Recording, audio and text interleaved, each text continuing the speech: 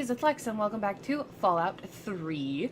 I just went ahead and combined my weapons, repaired my weapons, and dropped off all of my stuff. We are going to be doing another quest for Moira here with her Wasteland Survival Guide. We're going to be doing traveling to MineField and getting a mine.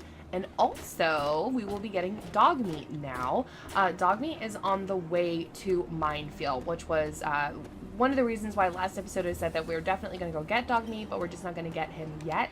That's because we weren't going out there at that time. So now that we're going to be going out that way anyway, we can stop at the junkyard and pick up DogMeat. If you don't know where he is in the junkyard, and I'll be able to show you how to get to him. It's not that hard, but if you didn't know where to look for him, you might not be able to find him. I'm pretty sure that the first time that I played this game, I looked up where DogMeat was just because I really wanted to have him with me. I keep saying him. I think that DogMeat is a girl, but everybody always says it's a him, so whatever. Yeah, but I like to have DogMeat with me. DogMeat is definitely one of my favorite companions, or probably is my favorite companion. But in Fallout 3, companions are not marked as essential, so you have to be kind of careful about making sure that you're not letting them get hurt too much, because they will die, and then you have to reload your saves.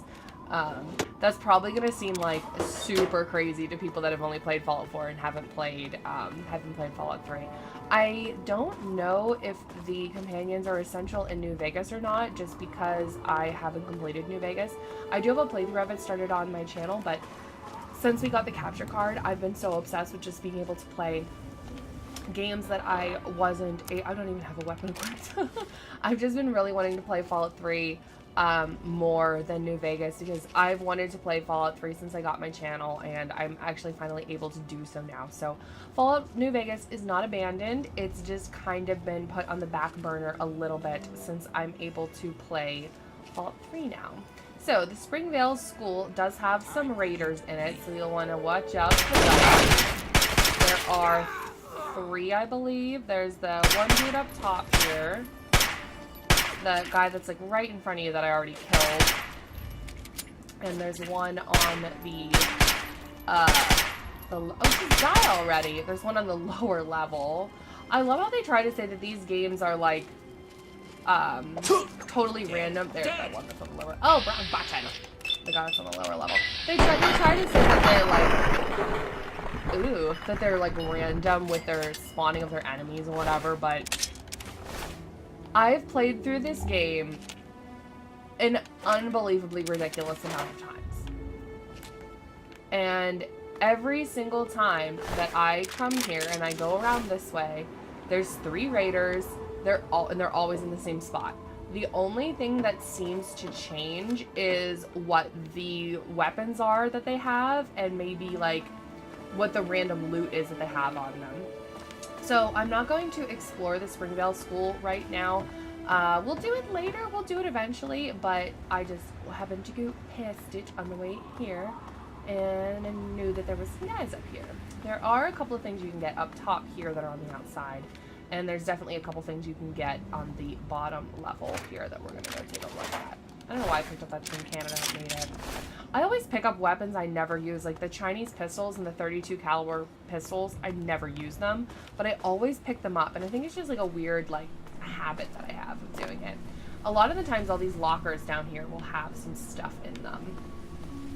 And if that guy that came up and attacked me hadn't attacked me, the 3rd raider is usually hanging out in this room, and a lot of the times they have a pull cue as their weapon that I've found in my games. That's what they've usually had. Flower, we'll go ahead and take that, but we really don't need it. But sometimes there's caps and there's some other little doodly dads in here. It doesn't look like there's a whole lot going on today.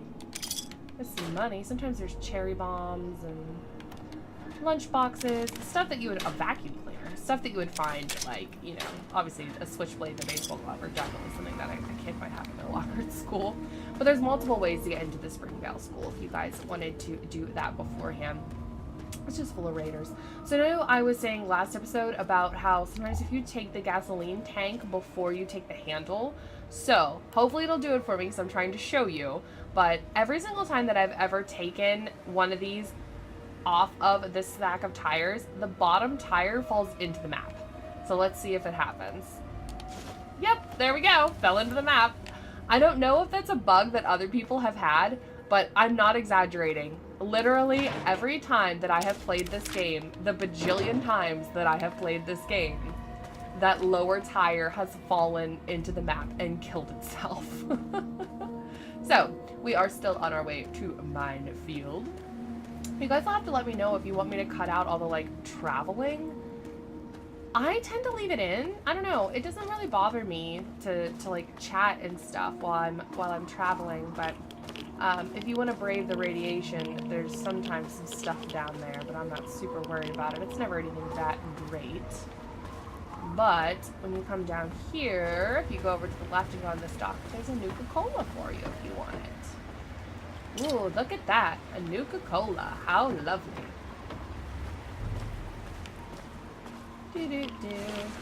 Glowing mushrooms. Can't pick them up in this game though. And I thought that it was so nifty in Fallout 4 that they added that. So it's kind of more like Skyrim. You can kind of scavenge a little bit. Like there's brain fungus and there's glowing mushrooms, but you can't pick them up. They're just there. And whenever I played Fallout 4 originally for the first time, I was so excited that you could finally pick up scenery items, because that was something that was really new to me whenever I played Skyrim, because I was used to playing Fallout 3 and you can't really interact with the scenery that much at all. So being able to actually like pick flowers and pick plants in Skyrim was so cool to me, and I was so excited that they decided to put that into Fallout 4 as well. We are coming up to the junkyard here. It's up a little ways. You could like cut over to the right there if you wanted to and go over to the Red Rocket and go up, but I like to stay kind of more over to the left here. Sometimes there's a bunch of mole rats that you need to fight around this building, so we'll see if they decide to show up or not. But farther up to, do I still have my point light on? No. Farther up to the top of the hill here, there is a, oh, I can't think of what it is. Like a trailer hitch thingy. And sometimes there it is right there. Sometimes in that trailer there is like medical supplies, like stim packs and stuff. Sometimes. Or sometimes there'll be a gun or whatever. And there's also usually 3 raiders that hang around over by the trailer here. I'm pretty sure I just saw one down there in that hole. Yep, there's a raider. But I'm gonna go in here first. There's, what is our whiskey? I don't care about that. There's a first aid box, which I definitely want. Oh, I want to pick up that fire extinguisher, but I can't. I don't know where those raiders went. I don't really care. So, excuse the siren if you guys can hear it. I know I've said this before, but I live right next to a fire station. So once you exit the trailer, you're going to want to go to the right of the trailer and go down underneath this overpass. And you will see here a chain link fence, what looks like a bunch of piled up cars, and like a little shack. This is the junkyard. So this is where we're going to find DogMeat, which is wonderful. We definitely want to go get our little puppers here. So just go ahead and go into the junkyard. And you want to go over towards the building here. There is a bus in here that has some like secretive things that you can get that are like down into the bus. I'm sorry, there's still sirens. We're gonna get that later, hopefully, if we have the random encounter where we get the key. Then I'll be able to show you it, but I'm not gonna mess with it right now because we wouldn't be able to pick the lock anyway because it's a much higher lock pick level than we have. So, we're going to go ahead and loot the stuff over there if you want to. And then if you come over to the right here, like the far right, there's going to be this thing that's hanging down. You want to go to the right of that. And there'll be this little blue bus that you can go through. So you're going to go through the little blue bus. And then there's this little antenna ladder thing. So you're going to go over there. And then right over at the top, there's DogMeat getting attacked by raiders. So let's go ahead and help him. Or her. Whatever you want to call it. And then there's your pups. And then you can talk to your pups and get your pups. Oh, you're so cute. I love how DogMeat has one blue eye and one brown eye in this game. I really wish that they would have kept it that way in Fallout 4. I was kind of sad that they didn't. Oh, I lost my dad. Do you want to come with me? Oh, who's a good doggy? Okay, so DogMeat's gonna come with us now. And you get a bunch of free raiders that you get to loot because he killed them. And there's usually also a scavenger down here that'll have some stuff if you're interested in that. So there's a scavenger. It doesn't look like they have a whole lot here. They had some, but... And just for funsies, I always like to save right after I get DogMeat, just in case something would happen. But after you talk to him, he should go ahead and follow you here. Oh, he's so cute. Even though he doesn't look as good as in Fallout 4. Still adorable. I'm pretty sure the bus I was talking about that has the, like, extra goodies is over here. Maybe I can find it. I think it's one of these ones. The burned out bus. Yeah, I think it's this one. Let's see here. Yeah, it's this one. There's this little guy right there. We can't get into that box right now because I can't lockpick hard locks anyway, but there is like a random encounter where you come into contact with John's brother, I think, or maybe it's John himself and they're dead, and then whenever you loot their body, that's when you can get it. But MineField is going to be the little town over here, and I probably do this much more unorthodox than you're supposed to. So we'll see. We'll see how it goes. What you guys think of it. I kind of cheat a little bit, maybe. I don't know. It's not really cheating. It's just playing the game differently. So, you can go just right to that road and just follow the road all the way up and go into MineField. Be careful though. There are mines. There are random mines outside the town where I am right now, all over the road in there, kind of basically everywhere there are mines. So, I kind of stick to the, there's one, boop! I kind of stick to the outskirts here, and I'm gonna try to stay hidden, but it's not really like a big deal if you get seen. But see, there's a mine right there. You just want to be careful. You just gotta be quick. I'm not sure what the explosives rank is that you need to have to be able to disarm them. I would guess it's 25.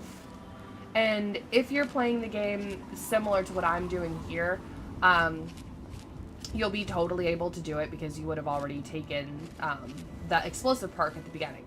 So this building that's kind of falling apart right here is where Abraham is. Abraham, I kill him. You probably, what they want you to do is come up here into MineField and go through MineField without killing him and just leaving him there. Abraham is part of another quest later on if you're choosing to run, I'm gonna say, a bad character. Now, it's, I mean, like a bad guy, like a bad person. I don't run bad guys super often in this game. I don't know, I like being a good guy. So what I usually end up doing is killing him. So, he has a sniper rifle also. Is he dead already? Oh, I'm sorry, not Abraham, Arkansas. Abraham's a 10-penny tower. I'm an idiot. Then you can just go up around here. I'm sorry, I don't know why I said Abraham. It's Arkansas. Abraham's a 10-penny tower. It's been a while since I played this game.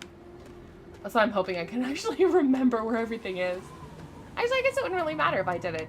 But I like to kill him because he's affiliated with another quest later on. And then you can just kind of like drop down in here. But like I said, you need to be careful because there are freaking mines all over the place. I would guess, sounds like DogMeat set off a mine. I would guess that Arkansas is the one that set up all of these mines. I would guess. That might not necessarily be the case, but I don't know who else would have done it. And another thing about if you have your like perks up enough that you can get rid of all the mines is you get XP for it. Crutches are important. You definitely want to take those if you're going to be doing any of the crafting. Medical braces too. And like I said, I usually just pick up the food because I like to sell it later. And then this is going to have 2 levels, I believe. And then there's our guy, Arkansas, all dead. So we're going to go ahead and loot him here. We get the gate key. The gate key basically is going to allow you to get into all of the houses that are here in MineField without having to pick the locks on the doors. So if you're not a fantastic like lock picker, that's another reason for you to kill him. But if you don't kill him, he's affiliated with like, unless I'm confusing him and Abraham again, which is totally possible. One of them is affiliated with a like slavers quest where they want you to go around and capture a list of people and put slave collars on them and then bring them back. And I'm pretty sure that Arkansas is... Where are you? There you are. It's the dog setting up all these mines. But I'm pretty sure that either Arkansas or Abraham is one of the ones that's affiliated with that. And I think that it's Arkansas because the one girl that I know for a fact is affiliated with it is in Tenpenny Tower, and Abraham lives at Tenpenny Tower, so I don't know why they would have 2 people that are in the same location affiliated with the same quest, but you know, it is what it is. I'm just gonna go ahead and loot these houses. I don't really think I need to keep all the footage in of looting all these houses, but I definitely would recommend going into all of the houses. Pre-war books, pick those up whenever you find them if you haven't played this before. You can use those for a quest later on as well, but all of these houses are going to have, most of all of them have weapons in them, and all of them are going to have a safe hidden somewhere in the house. So like this one is back behind the wardrobe here. And they're going to have a little bit of stuff in there for you. But I'm probably not going to keep in me looting all of the houses. So I will see you guys in a couple of minutes after I loot all the houses here.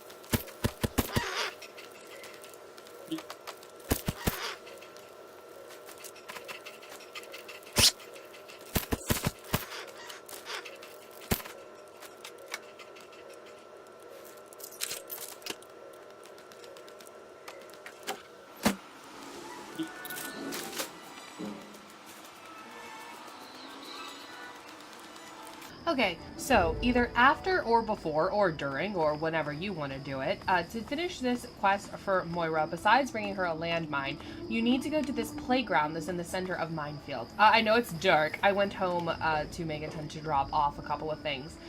To trigger this, you need to jump onto the spinny doodad. I don't know what those are called anymore, but that's what you need to do is like jump on there, go near there, and it will trigger the quest. Now, I usually save, or I don't want to say usually, but I saved this very first house for last because I wanted to go into it with you guys so you could see what I was talking about. But this house with the bloody handprint, this Gibson house, has something in it that's really annoying. So, we have our dead raider, obviously, which is not a big deal. I don't want to sit down on the couch. No, quit being lazy. Get up. Okay, so let's see what our dead raider has. Not a whole lot. And there's a pre-war book, which is great. Kitchen, you know, standard. Not a whole lot going on. I'm not going to bother with that. Pilot light, I'll take that. Pressure cookers, you need for crafting. Anyway, this house has a baby house in it, and the lock on it is very hard. I'm not going to tell you what's in there, but you don't need to waste a bunch of lock picks on it, like a bunch of bobby pins on it to open it. There is a key. Hopefully, we will eventually do the little quest that has to do with getting the key to that house. If you want to use a bunch of bobby pins on it and try to get it open, feel free. But like I said, there is a key. So I usually just leave it empty, and then once we get the key for it, we'll come back and open it up later. But there is a key to that if anybody is like, oh, where's the key? There is a key. But this is our last house here, and then we'll be able to give out some Moira and finish our quest. Alright, we slept, we got our weapons all situated, so let's go pay Moira a little visit here. You want to make sure that you have at least one of the frag mines in your inventory if you're trying to do the optional portion of the quest, which was to bring her a frag mine. So, let's go ahead and give it to her. I love this quest line for her. I think these are really great early on missions to be able to level you up a little bit. I don't know if that's necessarily supposed to be the point of them, but that's what I like to do. How are those hot little potatoes? Because, you know, they're on the ground, like potatoes, and hot because they, explode. Anyway, what's up? I went through MineField alive, and I even brought you a present. My very own landmine! Oh, just what I've always wanted. Well, always since I sent you out on this anyway. Now, tell me all about it. What was it like going through there? What's it like disarming a landmine? So we can be a dick to her, or we can be nice. I'm just gonna be nice. Lots of places are nowadays. Good work staying alive in tough conditions. It'll be a great example for the book. I know you may not want to see any more explosives for a while, but obviously you know your way around them. Have a couple rainy day toys of mine. And looking at this landmine gives me an idea. It's a terrible device that does terrible things, of course. But it's easy to make your own, too. Alright, so that completes the first chapter. Yup, you've done a great job. I just need to add in the section on how to cook rat, and this chapter's done. No, Here, don't eat for the your rats. services, I've saved up quite a few stim packs. Of course, you may need them. We still got 2 more chapters to go. Alright, so I'm going to go ahead and start our next chapter here, and then I'm going to end the episode. The second chapter is going to be a bit trickier, I think. It'll cover how to handle creatures out there, for better or worse. For example, repelling mole rats, learning about mirelurks, and when all else fails, how to handle being injured. So let's buckle down and get to work on this chapter. What's first? Alright, so we're going to pick to do the injury one first, and I'll show you why in the next episode, but that's the one that we're going to pick to do first. Well, I never get to study anyone who's severely injured.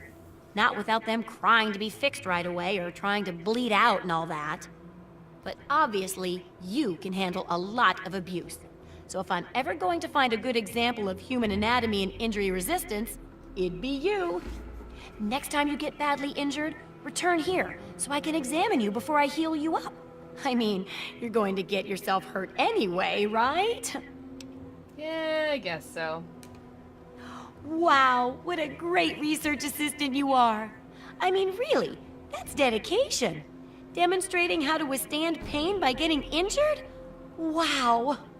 When you're ready, come back here with some serious injuries. Maybe a crippled limb or two, and I'll take notes and fix you up. I'll be waiting here with plenty of bandages for you, so don't worry. Just go get horribly injured. Oh, and be careful. The info you're bringing back is great. Looking forward to more. Alright guys, well I'm going to go ahead and end the episode here. Thank you so much for watching. Have a wonderful rest of your day. As always, please feel free to leave me suggestions in the comments down below for anything I can do to improve the Let's Play of Fallout. Anything you want to tell me, because I love to read comments, or just anything at all that you want to talk about anything. But have a great rest of your day guys, and I will see everybody in the next video.